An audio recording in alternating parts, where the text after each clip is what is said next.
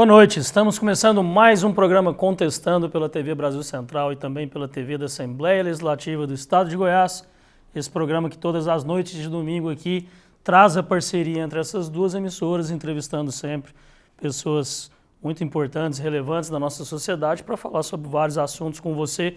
E hoje nós temos aqui um assunto especialíssimo. Hoje nós temos aqui o que é considerado por muitos, talvez, a profissão que toda criança quer ser ao lado de jogador de futebol, e o que é considerado por todos como os heróis, um dos heróis da nossa nação, das profissões que a gente pode realmente chamar de herói. Eu queria dar boa noite e agradecer a presença ao Tenente Coronel Nériton Pimenta Rocha. Seja bem-vindo, Tenente Coronel. Obrigado, boa noite. Prazer estar aqui falando um pouquinho sobre a corporação e sobre a nossa carreira.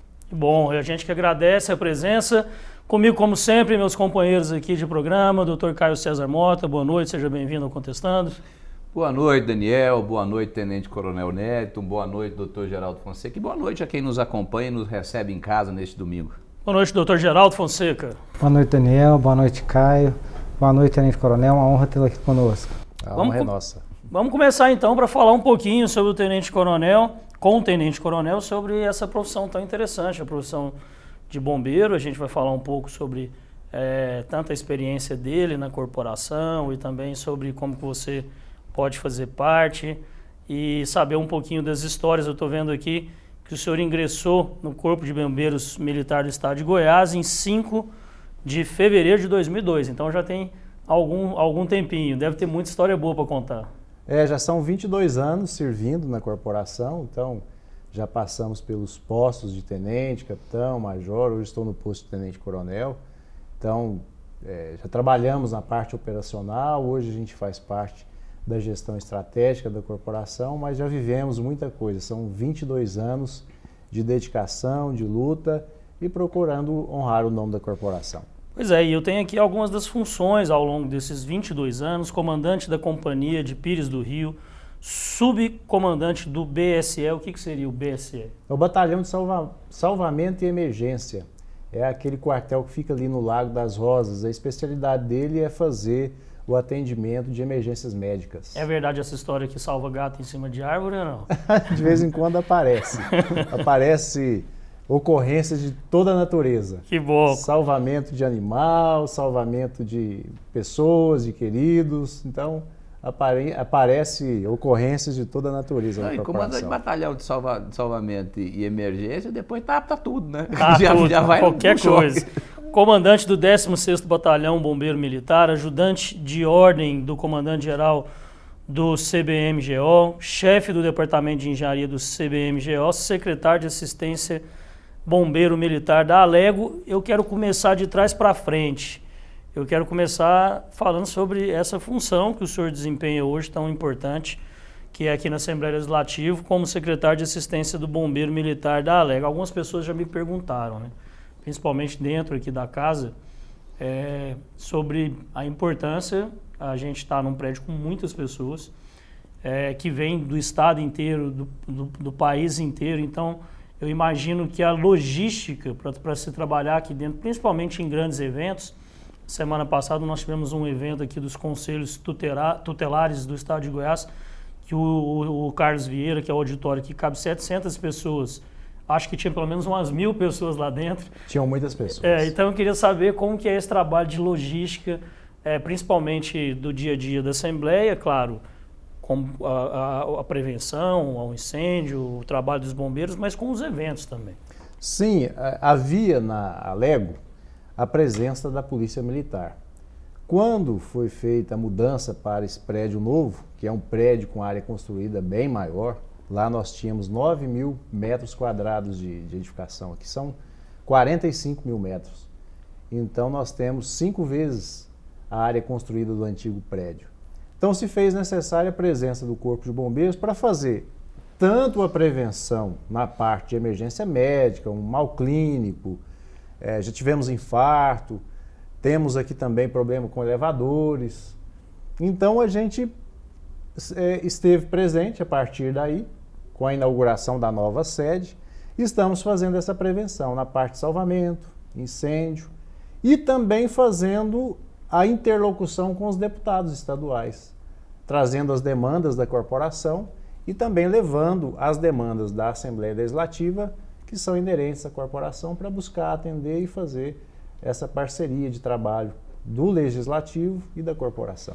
Nesse evento específico que nós tivemos aqui a semana passada, me parece que houve uma ocorrência dos bombeiros. Teve, eu estava ali na cabine de transmissão, coordenando lá a transmissão do evento. Eu vi que um senhor passou mal e eu vi que os bombeiros prontamente foram fazer um atendimento ali, né? Fizemos atendimento, deslocamos com ele para um centro de saúde, um hospital, e ali ele foi atendido, recuperou, mas foi um mal clínico, um súbito que a gente teve que atuar e fazer esse transporte. Então a gente está aí para fazer essa prevenção, ajudar a comunidade, passa muita gente por aqui, vem pessoas do interior, e aí a gente está sempre atento para fazer essa ação de segurança. Felizmente uma ocorrência então sem muita gravidade, né? Sem muita gravidade. Ele apagou, teve um desmaio, nós transportamos, mas ele foi recuperando e teve o atendimento médico com sucesso. Bom que tenha sido só um susto, né? Eu quero, na verdade, cumprimentá-los, né? E ao cumprimentar, eu cumprimento também o comandante-geral, o Washington Luiz Vaz Júnior, o subcomandante, o Coronel Pablo, isso, que ao lado de guerreiros como vocês, têm colocado o Goiás num cenário de protagonismo.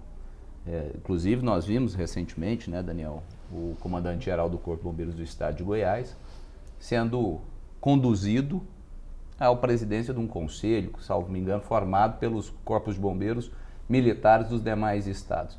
Isso demonstra a grandeza do trabalho que tem sido desenvolvido e a sua prevalência, né, sobre até alguns outros estados servindo de fonte de pesquisa, de fonte de estudos, fontes de ensaios, para que outros estados possam replicar aquilo que a gente tem feito com mestria. Então, na verdade, quero inaugurar minha fala já o cumprimentando e o cumprimentando aos colegas de farda. Obrigado. E o Coronel Washington tem feito um trabalho excelente na corporação. Ele implantou o projeto Capilaridade, que é levar o Corpo de Bombeiros naqueles lugares mais distantes. Nós estávamos presentes naquelas cidades maiores do estado de Goiás. E ele, então, com o projeto Capilaridade, para diminuir o tempo-resposta, né? Porque a pessoa mora lá no interior, numa cidade distante, não tem a corporação presente.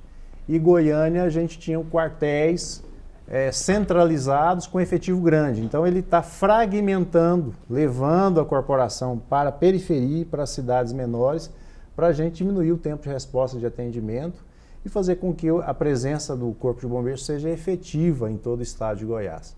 Isso levou ao reconhecimento nas outras corporações do país e os comandantes, então, levaram ele a presidente da Liga Nacional dos Bombeiros. Hoje ele está nos Estados Unidos, visitando, trazendo know-how de lá, justamente porque ele hoje representa não só o Corpo de Bombeiros de Goiás, mas de todo o país.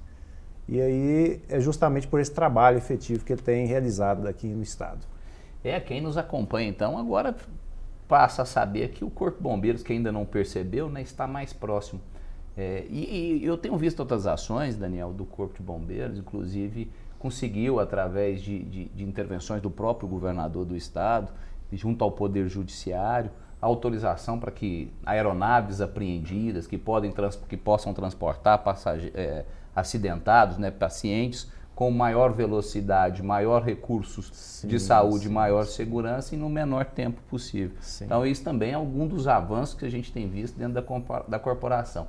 E não fosse tudo, temos também, doutor Geraldo, nós tivemos um concurso recente que aprovou uma turma, né? Eu até estava vendo a classificação, e a classificação me corrige se eu estiver errada, era o fator determinante para dizer quem ia para cada região. Isso, exatamente. Então, para que não privilegiasse aquele que quisesse ficar mais próximo ou tivesse alguma relação mais estreitada com determinada cidade. E quantos militares nós temos aí, você sabe dizer, Tenente Coronel, que vão ser destacados para poder fortalecer esse trabalho? 600 militares. Eu não sei o número exato, mas é por volta de 600 militares. Quantitativo é um quantitativo. É porque alguns desistiram do curso, outros não suportaram o peso da profissão, porque a gente tem que ter essa doação, tanto físico, mental, E de repente a pessoa não teve ali a oportunidade de entender que aquilo seria a profissão dela. Então decidiram sair, né? Então nesse processo todo, mais ou menos 600, e o destacamento deles é justamente pela classificação. Os primeiros colocados vão escolhendo e vai descendo a fila. Maravilha. Eu queria aproveitar também a fala do Caio e dizer que recentemente eu tive um problema em família, meu pai passou mal e minha mãe desesperada, ela me ligou até que eu chegasse lá na casa dela, ligou pro SAMU, o SAMU falou assim, nesse momento nós estamos sobrecarregados. Ela falou, então bombeiro. Catou o telefone, ligou pro bombeiro, eu cheguei junto com o pessoal, aliás já estavam lá, eu cheguei logo depois deles, já estava prestando atendimento e tudo, então assim, até nessas horas, né, quer dizer, não é exatamente o serviço propriamente do bombeiro, mas você conta com eles, né, exatamente por ter médicos na equipe e tudo. Então assim, eu presenciei recentemente casos na minha família. E eu queria aproveitar e perguntar, estava falando do atendimento que é feito aqui dentro da Assembleia. Sim. Se acontece algum problema mais grave aqui dentro, às vezes um incêndio, alguma coisa maior, que demanda de um maior efetivo, comunica-se reforços, e eu queria saber também se lá fora acontece algum evento, por exemplo, aqui do lado, Serra Dourada, e precisa, o destacamento daqui também sai e vai atuar lá, como é que funciona essas ordens de comando? Nós chamamos de cinturão de atendimento. Fazemos o atendimento aqui próximo da sede da Alego. E também temos do lado aqui o CAOPP, que é uma companhia voltada para o atendimento de produtos perigosos. E essa companhia também nos ajuda no atendimento aqui na região. Então, nessa região aqui nós fazemos também o atendimento e temos a presença 24 horas aqui na Alego dos militares que estão aqui para fazer esse atendimento. Tivemos um problema aqui no banco uns meses atrás, 2 meses, em que foi acionado a central de fumaça, que é uma central de proteção, né, contra arrombamento do caixa eletrônico. E aí a filmagem pegou e pareceu muito incêndio. Uma fumaça exalou de lá muito forte e deslocamos aqui, gastamos 5 minutos para que o caminhão, né, de combate a incêndio chegasse, a gente verificasse, e aí quando fomos fazer o atendimento verificamos que não era um incêndio, era somente a fumaça da central de segurança do banco. Mas incêndio a gente não teve aqui ainda, porque o prédio é muito novo, tem as instalações muito novas, está funcionando aí sistema de sprinkler, detecção, e fazemos também a prevenção, acompanhamos aí diariamente a questão dos extintores, né? Com a recarga, a manutenção dos hidrantes, do sprinkler, dos detectores, fazendo essa prevenção aí diária. A vantagem de ter um corpo de bombeiro dentro do órgão é que todas as normas estão devidamente preenchidas. Não é o que acontece, né? Tem que dar o exemplo, né? Eu falo lá no meu condomínio, quando a gente chamou, né, para conseguir, para renovar e aí verificar essas condições todas, né? De conformidade. Rapaz, foi uma lista de coisas, mas é bom, porque eu falo assim, a gente acha que tá tudo bem e não tá. Pra você ter uma ideia, a porta de saída de pedestre, ela abria para dentro e ela tem que abrir para fora, né? No sentido do fluxo de saída. Do fluxo. Então, tinha uma barra lá que impedia o caminhão no portão da garagem e entrar o caminhão do bombeiro. Então, as últimas casas no final do condomínio não iam ser atendidas, né? Então, o caminhão ia ficar lá fora. Você ia ter que arrastar a mangueira lá, né? Então, tiramos a barra também, né? Então, as adequações são importantes. É muito bom.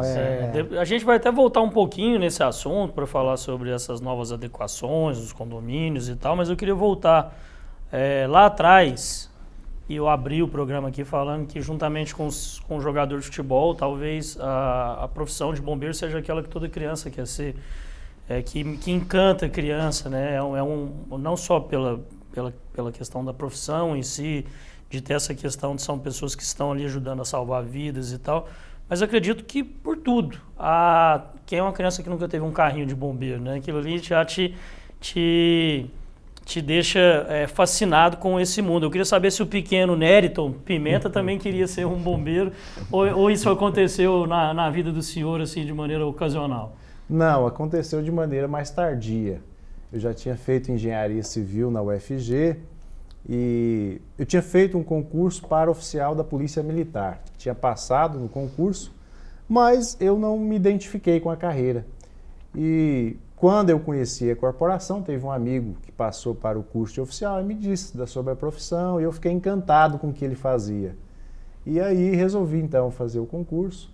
Entrei na corporação em 2002, estou com 22 anos já de carreira e hoje eu vivo bombeiro 24 horas. Eu sou apaixonado na profissão, gosto da profissão e a gente vai se identificando cada vez mais porque é prazeroso servir, ajudar as pessoas. Quando a gente ajuda as pessoas, a gente enche o coração de alegria porque você está fazendo bem para o próximo. Além disso também eu sou muito religioso, sou diácono da Igreja Católica, então isso já está no coração, né? Esse sentimento de poder servir, de poder cuidar, né? E salvar as pessoas, isso encanta e faz com que a gente se apaixone cada vez mais pela profissão. E nesses 22 anos, uma experiência longa, eu vendo aqui que o senhor passou também por outras regiões, não só aqui em Goiânia, né? Foi comandante da Companhia de Pires do Rio. Queria que o senhor nos contasse aí das curiosidades desse tempo de profissão, das histórias, o que o senhor se lembra assim, de mais curioso que você passou junto com a corporação nesses anos? Eu já passei por muita coisa, né? Incêndios, incêndio urbano, incêndio de vegetação, afogamento. A ocorrência mais difícil que eu passei foi justamente ali perto do Country Club, aqui em Goiânia. Um Fusca ia bater na traseira do caminhão, de repente ele viu que ia bater, estava chovendo, freou bruscamente o carro e jogou para a direita e caiu naquele córrego lá embaixo. E aí nós rapidamente ficamos sabendo da ocorrência, corremos lá, tinham 6 pessoas no Fusca. 3 faleceram, morreram, não conseguimos tirar. O Fusca ficou debaixo da água, né, submerso, a gente não conseguiu tirar essas 3 pessoas e conseguimos salvar 3 pessoas. Ali naquela época nem tinha celular, né? Tinha um aparelho muito rudimentar. E molhei os documentos, celular. Foi a ocorrência de maior risco assim, que eu vivi e a gente conseguiu salvar essas 3 pessoas. Então a gente tem a memória muito viva dessa situação que viveu. Além disso, alguns choques de veículo, também de Bonfinópolis. Eu lembro que em 2005, a última vitória do Vila no Campeonato Goiano, eu estava no estádio, teve uma colisão. O Vila foi campeão goiano. Naquele dia eu estava no estádio assistindo o jogo, fazendo a prevenção lá e tocou uma ocorrência próximo de Bonfinópolis. Um carro colidiu com um caminhão de frango. E aí morreu muitos animais, né? O caminhão quase todo de frango foi perdido e ali todos naquele acidente também faleceram. Então, são cenas fortes que fica gravado na cabeça. A gente, por mais que tenha essa vivência, a gente sente muito também, né? Principalmente quando a gente atende crianças. Eu ia perguntar. Mexe muito. Imagino. A gente lembra dos filhos, lembra da família e se coloca por empatia, né, no lugar da outra pessoa. Eu imagino que não seja fácil. Não sei se pela cautela ou pela idade, eu cada dia me sinto mais frouxo. Antigamente eu tinha algumas limitações, eu falava, olha, a água é um trem que eu tenho muito medo, eu tenho muito respeito pela água. E a sensação do afogamento, eu não conheço nada que seja mais desesperador. Então, eu sempre tive muito receio à água. E acho que uma das profissões dentro do Corpo de Bombeiros que eu teria extrema dificuldade era de mergulho. Primeiro porque é o contato direto com a água e muitas vezes desafiando seu próprio limite. Sim. Segundo porque a gente tem uma dificuldade muito grande, as águas do nosso estado, por vezes são águas turvas. Sim. E aí você não tem visual nenhum, você mergulha ali, tudo tateando e às vezes procurando por corpo. procurando por sobrevivente. Sim, Então é uma área que eu acho que eu não me identificaria dentro do Corpo de Bombeiro. Mas hoje eu também tenho medo de altura. Não teria como servir o corpo. Tá difícil, né, cara? Tá difícil. Mas a função de maior risco do bombeiro militar é justamente o mergulho. O mergulho, né? É onde a gente enfrenta situações mais adversas, né, mais insalubre, e é onde aquilo vai trazendo algumas consequências para o corpo. Você vai mergulhando, o nitrogênio vai para os capilares, então muitos de nossos mergulhadores são carecas, justamente por esse problema do nitrogênio. Então a insalubridade é muito grande. E o curso é muito pesado. O sujeito que quer ser um mergulhador do Corpo de Bombeiros, ele enfrenta ali um curso de resistência, de entrega, de limite extremo. Mas eu acho que no geral, né? Eu entendi a colocação, né? Que o mergulho exige mais, mas para ser membro do Corpo Bombeiro, acho que o TAF já é diferenciado, né? O teste de aptidão física já é puxado. Já é um nível bem mais alto do que o que se pede, por exemplo, um policial militar, né? É mais ou menos aquilo ali, aquilo ali mesmo, mas exige essa entrega nossa física também, né? Precisa estar preparado, senão não consegue agir. Eu, por incrível que pareça, não sou mergulhador, tá? A calvície, ela é natural. Ela é de pai. Hereditário. É hereditário. Um abraço aí pro meu pai, que está nos assistindo agora. Vamos falar então um pouquinho, Tenente Coronel, sobre a carreira. Como é que é o começo dessa carreira, o curso para você se formar como bombeiro e as opções que você tem dentro da carreira para poder atuar. A gente está falando aqui de mergulhador, mas são várias áreas que você pode atuar dentro da corporação. Fala pra gente um pouquinho como é que funciona a carreira de bombeiro militar. Sim, a carreira ela tem duas formas de ingresso. Pode entrar como praça, que é a parte de execução, parte operacional da corporação. Também pode ingressar no quadro de oficiais, que aí já é a parte de gestão da corporação, né? Então, o curso de praça, ele tem duração de 3 a 6 meses. E aí com essa formação, ele vai para o quartel e aí segue a questão da classificação para a distribuição do efetivo. E ele então inicia como soldado e vai até subtenente. O oficial ele entra cadete, aluno oficial, depois forma aspirante, fica no aspirantado por 8 meses, 1 ano, e aí ele é promovido a segundo-tenente, que é o primeiro posto de oficial, e vai até o posto de coronel, aqueles que conseguem chegar. Então é uma etapa que segue, né, a hierarquia da corporação é essa: tenente, capitão, major, tenente-coronel e coronel, que é o ápice da corporação. E aí fica justamente nessa gestão estratégica, fazendo com que a corporação tenha, né, as suas atribuições, as suas funcionalidades, e faz com que cada um atue de maneira a buscar a cumprir a nossa missão. A nossa missão é salvar vidas e bens, principalmente a vida, né? Mas a nossa missão é justamente salvaguardar a comunidade e buscar fazer o atendimento das mais variadas possível. Desde tirar um animal do buraco, fazer uma vistoria preventiva numa edificação grande, fazer a prevenção ecológica nas florestas, matas. Então, o leque de ação do Corpo de Bombeiros é muito grande, que envolve todas as áreas das ciências, né? A biologia, a engenharia, a matemática, a defesa civil, tudo isso está no meio de nós. Então, quando ninguém vai fazer, chama o bombeiro, que o bombeiro vai lá e faz. Então, o ingresso ele é através do concurso, né? Concurso público aqui no estado tem as limitações de idade, né? E exige a formação superior hoje. Quando eu entrei para ser oficial, exigia somente o 2º grau. Hoje, tanto para ser praça, ser soldado ou ser oficial, exige o curso superior. Concurso feito de forma prova prática? Prova prática e física. Prova física também. Que é o TAF. Então faz ali a prova escrita.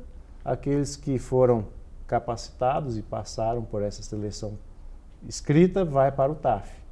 e aí passando também para o TAF é contratado para o Estado, né, para servir. Como disse o doutor Geraldo aí, deve ser uma prova realmente exigente, né? Porque a profissão, ela exige isso. E o tenente-coronel disse que nesse concurso agora, mesmo aqueles aprovados no TAF, depois quando são chamados e vão para o curso de preparação, aí desistem, né? Porque aí vai ter o contato que pleno com a profissão. Esses 6 meses, né?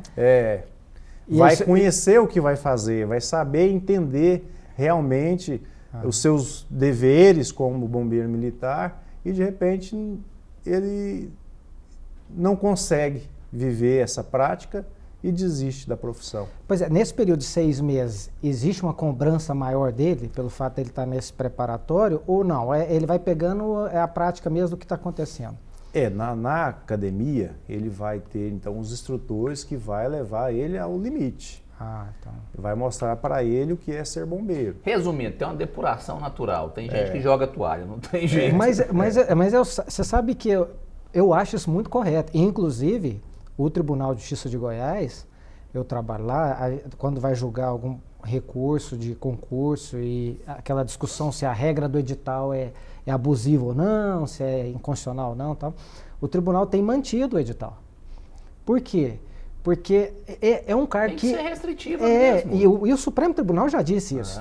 São profissões que demandam que a pessoa tenha não só essa propensão psicológica que ela vai adquirir, né? Ela vai ver se ela realmente é isso que ela quer para a vida, mas física precisa, entendeu? Não é uma questão de, nós estamos sendo, como é que fala?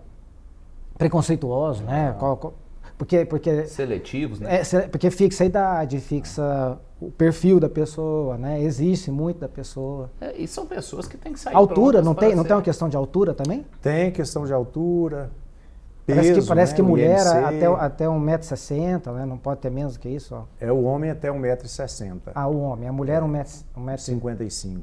Então. Se eu não me engano, é esse dado mesmo. Então, tem questão de altura também, porque a pessoa vai exigir-se dela muito, né? Você imagina salvar uma pessoa que está afogando num rio, lá no Iraguaia, por exemplo, todo ano tem, né? Aquela equipe que vai para lá para... Então, o cara tem que nadar para salvar ele e ainda a outra pessoa junto. É né? o que eu diria, né? Se esses testes não, de fato, aproximarem o acadêmico, quem está passando pelo teste, ao seu limite, no momento de utilização, pode ser que tenha uma surpresa negativa. Então é natural que sejam forjados no fogo de fato, né? Sim. Para que saiam preparados para enfrentar as demandas que surgirem. E desde o início tem o estágio supervisionado, justamente por isso, porque ele tem que ter a experiência real.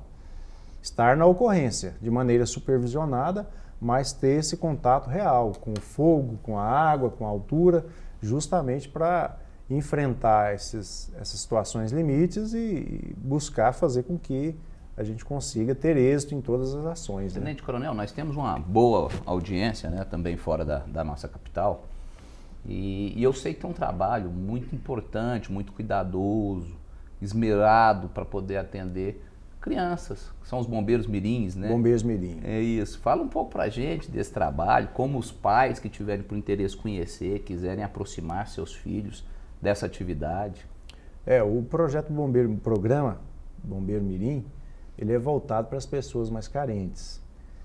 Buscar fazer com que aquelas pessoas que estão precisando de apoio, vá para dentro do quartel, aprende ali a fazer nós e amarrações, a fazer a prática de bombeiro desde criança, entender um pouco sobre a hierarquia e disciplina da vida militar e fazer com que ela entenda os valores, né, de viver em sociedade. E aí o bombeiro procura essas pessoas carentes para trazer para dentro do quartel e levar essa consciência de cidadão para esse jovem que da periferia, muitas vezes, que não tem a oportunidade. E ali a gente passa crianças que depois passam a ser bombeiros, gostam tanto que muitas fizeram concurso, hoje são oficiais, que começou como bombeiro mirim. Gostou da profissão, gostou do que viveu no quartel e passaram depois um concurso do Corpo de Bombeiros e hoje são oficiais. Isso é extremamente importante, né, Daniel do Geraldo? a gente sabe que a carreira militar, ela estabelece um padrão para o cidadão muito acima da média comum. Então, valores, princípios, hierarquia, a questão social, que essa política de inclusão social, de pegar os mais vulneráveis, né, aquelas crianças que têm tido ou que enfrentam menores oportunidades, e trazer para o seio da sociedade para conhecer, ver uma ocupação lícita, ver uma atividade bonita, conhecer os milindres dentro de um corpo de bombeiro, conhecer a hierarquia, ver alguém bater continência, aquele respeito. Então, isso é, sem dúvida nenhuma, de extrema relevância. E somado à questão do ingresso na carreira, do concurso, e tem um pouco também do que o Dr. Caio falava sobre a carreira militar e as suas necessidades e os seus ensinamentos, talvez uma das questões mais polêmicas que tenham acerca do concurso é um item que está no edital do último concurso do Estado, que preza que qualquer candidato que possua tatuagem no corpo que importe que em ofensa às instituições democráticas será militares e seus valores, bem como aquelas que apresentem obscenidade, ideologias ou crimes ao terrorismo, discriminatórias ou que preguem violência, serão considerados inaptos. Eu queria saber assim, a opinião pessoal do senhor com relação a isso e o sentido dessa proibição, digamos assim, com relação a esse tipo de tatuagem. É por causa dessas questões que o Dr. Caio citou aqui, do comprometimento com a vida militar? Respeito aos valores, né? Sim, principalmente o respeito aos valores. Se a gente pegar o histórico da tatuagem, e a questão é muito polêmica, né? Porque há pessoas que gostam, outras não.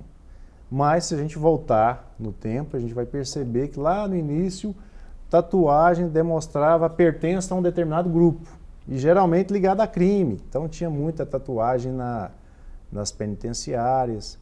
E isso foi evoluindo, hoje é comum tatuagem. Se deixou de ser uma questão de grupo e passou a ser uma questão mais personalística, né? A pessoa coloca ali referência ao nome de uma pessoa que gosta, coloca uma imagem voltada para a natureza, mas ainda assim a gente proíbe o uso de tatuagens que sejam voltados para a apologia ao crime, à discriminação, porque nós temos a nossa ética, a ética bombeiro militar, que exige de todo bombeiro essa entrega aos valores da sociedade, aos bons costumes. Então essa tatuagem não pode ser ofensiva. Nós já temos jurisprudência do STF que libera hoje o uso de tatuagem, porque na época em que entrei não poderia ter de forma alguma tatuagem. Nenhum tipo de tatuagem. Nenhum tipo. Hoje isso aí já temos uma jurisprudência que permite o ingresso e temos vários bombeiros que usam a tatuagem. No nosso regulamento de uniforme, nós temos o uso de alguns tecidos para tampar, porque é uma questão estética também. Na vida militar, a gente preza muito pela questão da uniformidade. Então, aí tem pessoas que colocam tatuagem no rosto, colocam excesso de tatuagem, isso pode causar um certo problema nessa uniformidade. Por isso, essa restrição do edital, mas não impede hoje o ingresso, né? A questão jurídica hoje é bem estabelecida nesse sentido. Interessante a pergunta, né? Houve uma Às vezes evolução. tem muita gente interessada em participar e não se atenta. E nem sabe que a escolha de uma tatuagem pode ser fator determinante para uma eliminação, para um afastamento de uma possibilidade. Inclusive é uma evolução, como o Tenente Coronel deixou bem claro.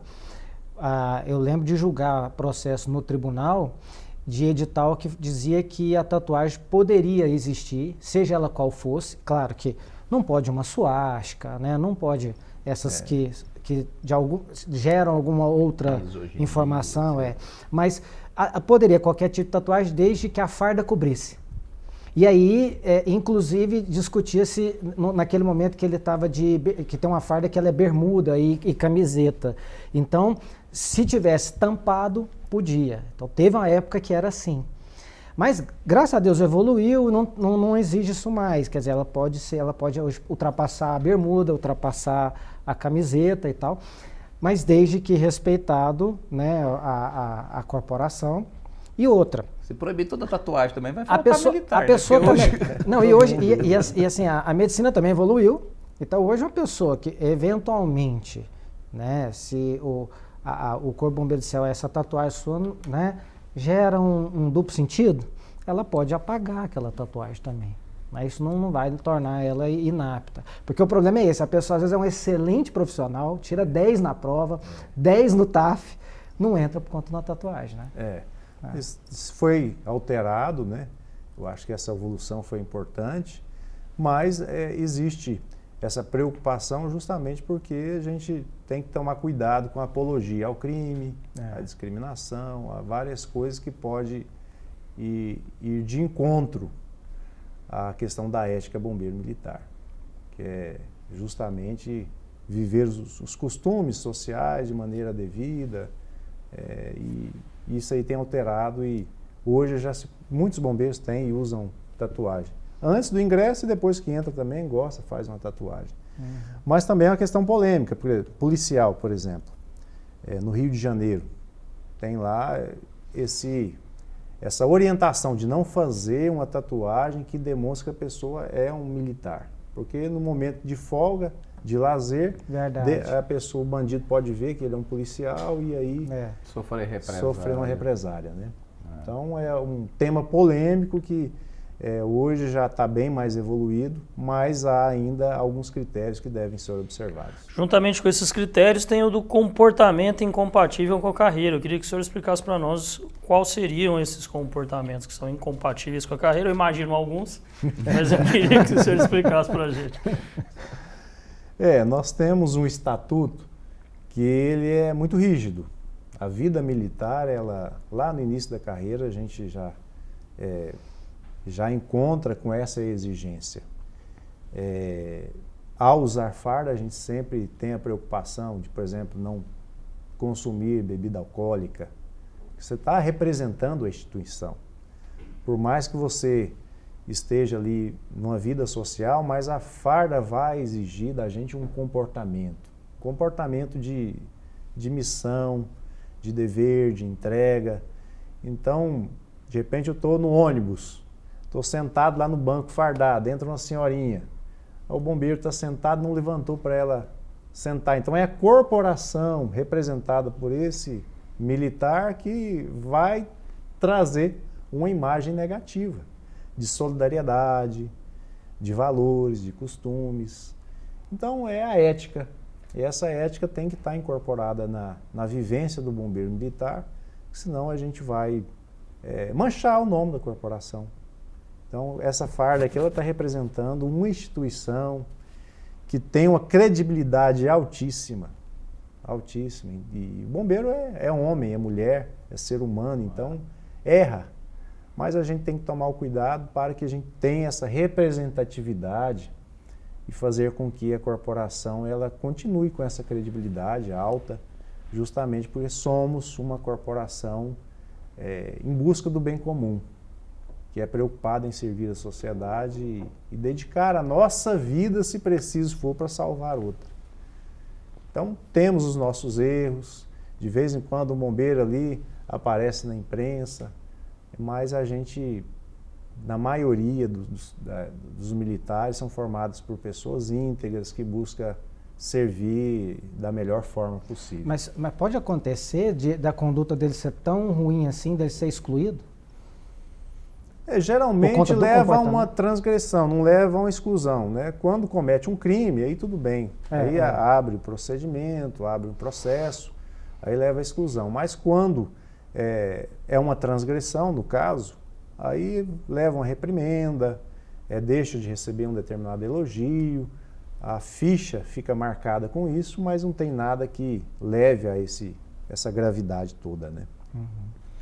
Pois é, vamos entrar aqui, a gente já está entrando já para a reta final do programa. Eu queria falar sobre um assunto que é importante. Nós já estamos entrando aí em breve no período das secas, ou pelo menos assim deveria ser, porque nos dias de hoje a gente não pode falar quando mais. Chove, quando... Ontem ou anteontem, não sei, alguns dias atrás, nós estamos gravando o programa, teve uma chuva em Dubai, 2 anos de chuva num dia só em Dubai, então o mundo tá um pouco doido, digamos assim, mas nós temos no estado de Goiás, devido às questões climáticas e principalmente do nosso terreno, do nosso ecossistema, por estarmos no Cerrado, um período de secas que ele é grande e a gente está acostumado, principalmente aqui nessas regiões próximas da Assembleia Legislativa de Goiás, das margens das rodovias, a gente está acostumado com o período das queimadas. E aí a gente sabe que nesse período o Corpo dos Bombeiros talvez enfrenta os seus maiores problemas, porque nós temos um estado muito grande, nós temos uma faixa rodoviária muito grande. Então eu queria entrar com o senhor como que está essa preparação para esse período. Eu sei que todos os anos vocês se preparam para ele e também é muito para a gente conscientizar as pessoas para não cometerem esse tipo de ocorrência, né, que vai das mais variadas, desde queimar lixo, queimar lote, jogar bitucas de cigarro nas margens das rodovias. Então eu queria que o senhor falasse um pouco sobre isso para a gente. O problema é que nesse período a gente abre a operação Cerrado Vivo e ele fica nessa época de seca voltado para a prevenção e também para a operação. E Goiás ele tem uma vegetação que propicia as queimadas, né? Ele fica muito seco, sem umidade nenhuma, e aí os fazendeiros aproveitam para fazer a queima da fazenda ali, da vegetação, para colocar o capim, fazer a sua prática, né? A sua prática rural.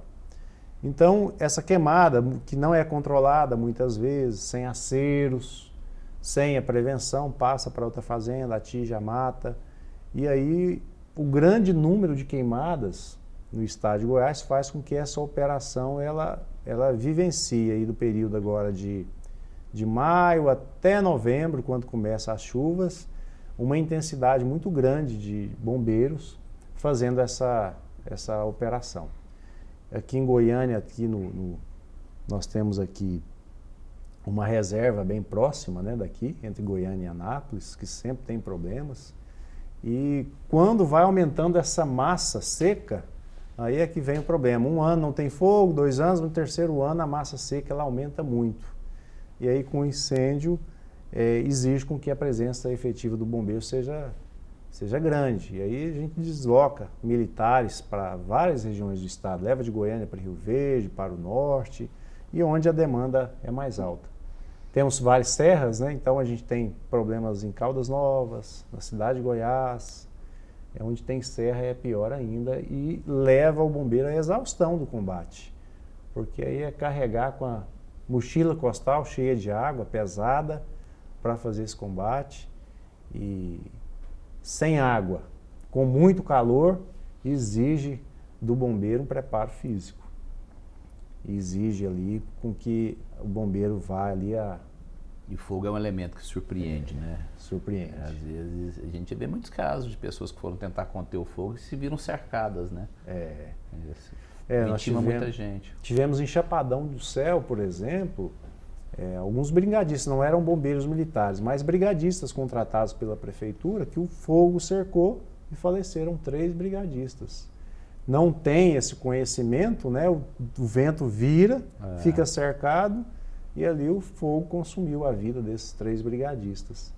Então tem que ter muito cuidado, saber como fazer esse controle, esse combate.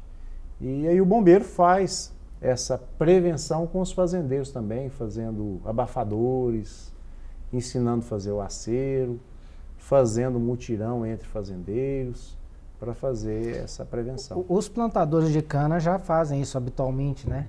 Porque eles têm fazem muito. É uma prática e é permitida, inclusive, né?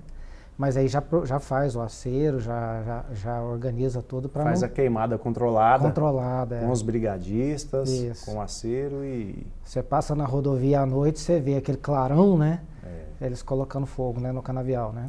Tem uma questão também que eu não gostaria que a gente findasse sem poder ouvir o nosso tenente-coronel. O Dr. Geraldo falou da questão do SERCOM, que é o certificado de conformidade. Para muitos isso é um embaraço. E a gente tem até uma discussão se eventualmente um prédio ou um empreendimento que esteja segurado, se porventura faltar o certificado de conformidade, serviria de motivo suficiente para a seguradora negar a cobertura da apólice. Então existe uma série de discussão envolvendo a importância ou colocando ela ainda mais em ênfase. Só que um dos grandes problemas no campo prático, e eu falo isso porque eu advogo no mercado imobiliário, você faz um pedido de vistoria, vem um profissional, ele aponta lá uma nota de exigência com algumas tantas irregularidades, aí você fala, cumprir, vou ligar de novo, vou pagar a taxa de vistoria, ele vai retornar e está resolvido. Vem outro tenente e ele fala, pô, passou despercebido do primeiro isso, passou do segundo, e assim a coisa vai se evoluindo, cada retorno, cada visita tem mais elementos a serem cumpridos. Para alguns chega um momento que não dão conta mais, porque as mudanças são muito severas. É assim mesmo? Tem como pedir para que esse profissional que atendeu a primeira vez acompanhe? O pessoal reclama muito justamente sobre esse ponto. Que vem o vistoriador, cobra um item, depois 30 dias, 60 dias, volta outro e cobra outros 10 itens. E aí há uma orientação do Comando Geral, aqui no estado de Goiás, para que o segundo vistoriador cumpra exatamente aquela exigência que foi colocada pelo primeiro. E se surgir alguma nova exigência que ele verifique ali, que de repente ocorreu nesses dias que fato superveniente, né? Exatamente. Aí ele justifique por meio de relatório, para que não se torne uma prática desleixada da corporação, né? Que a gente seja mais profissional nesse sentido aí. Mas a principal reclamação da sociedade em relação ao Corpo de Bombeiros está relacionada ao certificado de conformidade, justamente por esse retorno que acontece na vistoria. Então, trouxe uma dor da sociedade. Mas é uma preocupação que ela já existe, que estão sendo tomadas medidas para melhorar isso aí. A gente sabe que a gente precisa melhorar na nossa prestação de serviço. Que é muito boa, claro, mas é sempre espaço, né, para a gente fazer os ajustes afinos. Precisa ajustar, né, e melhorar, evoluir e procurar servir com mais qualidade. Não, já evoluiu tanto, porque antigamente esses registros eram em documentos físicos, antigamente você tinha controle de nada. Hoje você olha lá, data que você pediu, tem todo o controle, quem fiscalizou, quem visitou. Então assim, se alguém inclusive negligenciou em uma informação, e eu falo isso porque eu advoguei, patrocinei uma causa de um cinema que pegou fogo em Goiânia, vocês devem se recordar desse caso, e lá, rapaz, a gente queria ver se o shopping tinha o certificado, estava tudo simples de conferir, fácil, acessível, então muito bacana. Hoje é tudo digital. Está ali a identidade da edificação, o histórico dela todinha, quem fez a vistoria, quem exigiu, quem cobrou, o projeto é digital, está tudo registrado ali.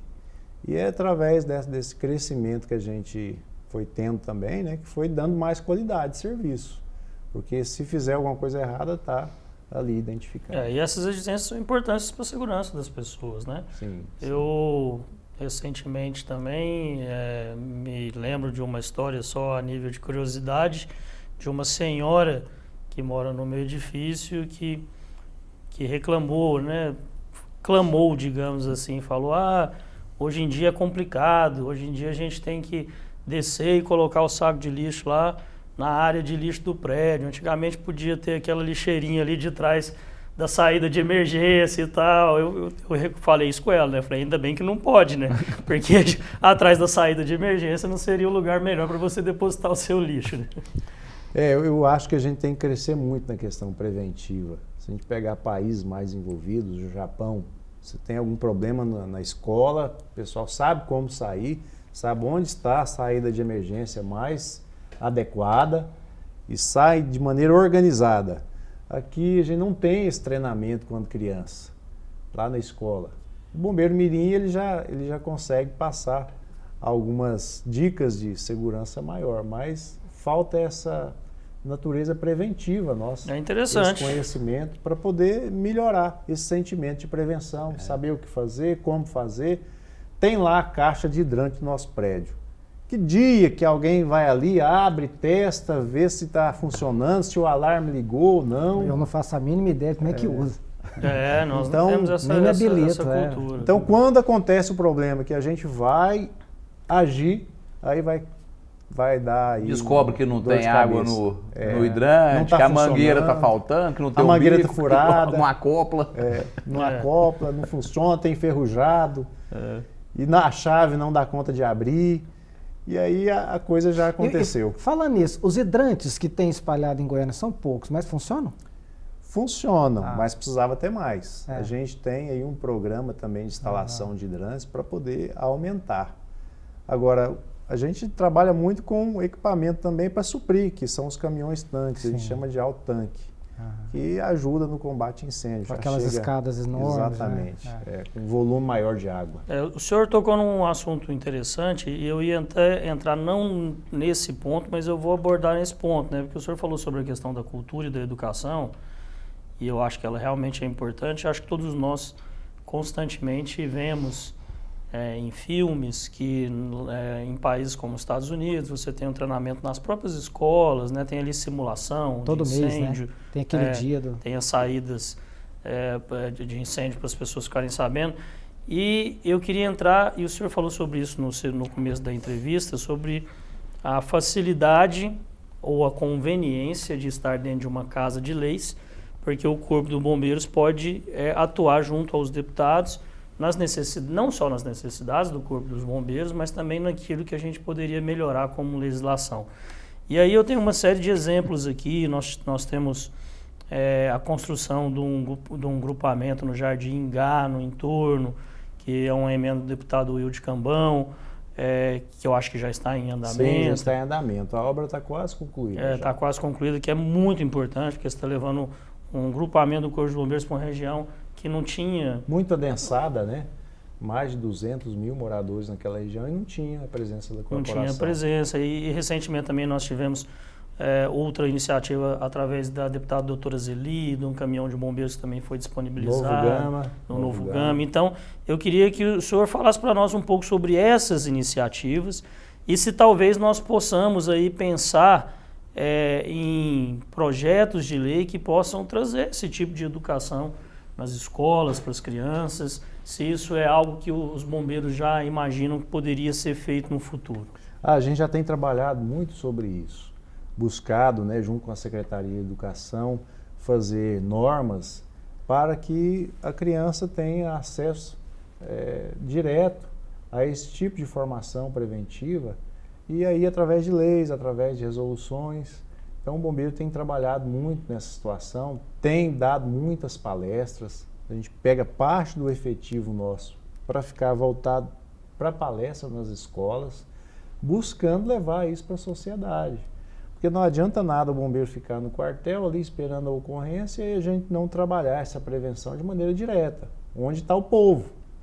Então, a gente recebe convites e ofícios, né, solicitando essa presença do bombeiros na maioria das escolas do estado de Goiás. E nós trabalhamos de maneira descentralizada, temos regionais, né? Então os regionais buscam aquelas edificações que têm mais pessoas, têm presença da população para fazer essas palestras preventivas em todo o estado de Goiás. E Goiânia a gente está buscando fazer essa descentralização. Nós temos 5 quartéis e estamos aumentando, buscando mais para a periferia. Não dá para o acidente de moto, né? O motociclista cair ali e ficar esperando 30 minutos a unidade de resgate. Nós temos que diminuir esse tempo de resposta. E aí a gente está fazendo essa descentralização, colocando o bombeiro em locais onde acontece, onde tem a estatística mostra onde acontece mais acidentes. É ali que a gente vai estar presente. Bom, e essas iniciativas como a do Jardim Ingá também tem acontecido recentemente junto ao Corpo dos Bombeiros e à Alego para a gente poder levar esse trabalho e novos grupamentos aí para o interior do estado? Tem várias cidades que a gente está tendo essa descentralização através de emendas e através da devolução do 10º. O presidente Bruno Peixoto tem incentivado muito isso, tem ajudado muito o Corpo de Bombeiros nisso daí. além de Lusiane, através do deputado Wilde Cambão, doutora Zelim Novo Gama, a gente tem em Alto Paraíso, que é uma cidade turística e que tem também o problema do incêndio de vegetação lá, muito grave. Então, teremos a corporação lá. Cocalzinho, Aragarças. Por exemplo, Aragarças é uma cidade que fica ali às margens do Araguaia. A Operação Férias tem a presença ali maciça de pessoas que vão passar as férias na beira do rio e não tínhamos a corporação lá. Então, estamos levando a corporação lá. Campos Belos, que fica no norte do estado também. É uma cidade populosa, longe e que não tinha presença da corporação. Através do deputado Bruno Peixoto, nós estamos também fazendo uma devolução de Duodesp para a construção de uma unidade lá. Que bom! Da minha parte, eu não só dou os parabéns pelo trabalho nesses 22 anos, espero que ainda tenha uma longa trajetória aí na corporação, mas agradeço como cidadão pelo trabalho e, no seu nome, eu quero repassar isso para toda a corporação que os bombeiros têm feito no estado de Goiás. Eu recebo esse agradecimento em nome de toda a corporação, no qual estou aqui hoje representando ela através dessa farda, mas a gente tem ali uma corporação voltada para o bem comum, como eu disse. Pessoas que dedicam a sua vida dia e noite para servir a comunidade, servir o estado de Goiás. E para mim é uma honra fazer parte dessa corporação, desse pessoal que busca dia a dia, são pessoas simples, nós somos muito simples, mas ao mesmo tempo buscamos, né, fazer com que o nosso serviço seja de qualidade, seja um serviço de entrega e faça com que a nossa missão seja cumprida. Bom, eu tenho certeza que vocês corroboram comigo nessa fala e eu não tenho nenhum estudo, apesar que deve haver algum estudo nesse sentido, mas eu tenho certeza que o povo brasileiro, o povo goiano, tem muito orgulho dos bombeiros, talvez seja a corporação que mais tem a aceitação popular pelo belo trabalho que eles fazem. Maior respeitabilidade, né? Eu acredito também que se destaque. Então, mais uma vez, uma grande satisfação conhecê-lo. Passo a ter agora também, além da satisfação de tê-lo conhecido, a admiração. Homem de princípios, valores, serve a sua comunidade como diácono, né, na Igreja Católica. E falou com muita propriedade sobre tudo que a gente tocou do Corpo de Bombeiros, o que demonstra que esses 22 anos foram muito bem vividos. Então, meu apreço, minha admiração e carinhoso abraço. Obrigado, fico agradecido, estamos à disposição, meu irmão. Doutor Geraldo. Eu também parabenizá-lo, né? Já foram tantos elogios, eu só tenho a referendá-los. Foi um prazer, uma honra. Eu acho assim que o senhor representa muito bem a farda que usa e a corporação que representa. Obrigado, estamos à disposição. E aí, convidando novamente, estamos aqui para falar um pouquinho da corporação. Que bom, com certeza virá mais vezes para falar sobre essas iniciativas e outras ainda que irão acontecer ao longo desse mandato, porque o pessoal aqui trabalha muito, viu? Tenente Coronel Nériton Pimenta Rocha, eu me despeço do senhor, já agradecendo a presença aqui no Contestando e fazendo um pedido, nunca é demais, como entrar em contato, caso você precise, com o Corpo de Bombeiros do Estado de Goiás. Aí que vem a grande propaganda, que é uma conexão que a gente precisa fazer com toda a sociedade de maneira muito importante. Discar 193, um telefone fácil de guardar. Ligou 193 em qualquer lugar do estado, vai estar ali a corporação pronta para atender.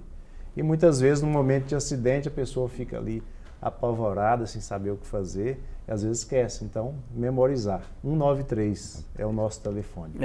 Já deixa salvo aí. Hoje a gente tem celular, já facilita para isso, porque realmente a qualquer momento todos nós podemos precisar. Boa noite, doutor Caio. Boa noite, Daniel. Boa noite, Tenente Coronel Nériton Pimenta. Boa noite, doutor Geraldo. Boa noite, doutor Geraldo. Boa noite, Daniel. Boa noite, Caio. Obrigado pela sua presença. Pois não, doutor. Eu que agradeço. Uma boa noite, uma noite abençoada e obrigado pela oportunidade. É isso, eu agradeço a presença de você aqui, nosso telespectador no Contestando. A gente volta domingo que vem, às 21 horas, com mais um programa Contestando aqui na TV Brasil Central e também na TV da Assembleia Legislativa.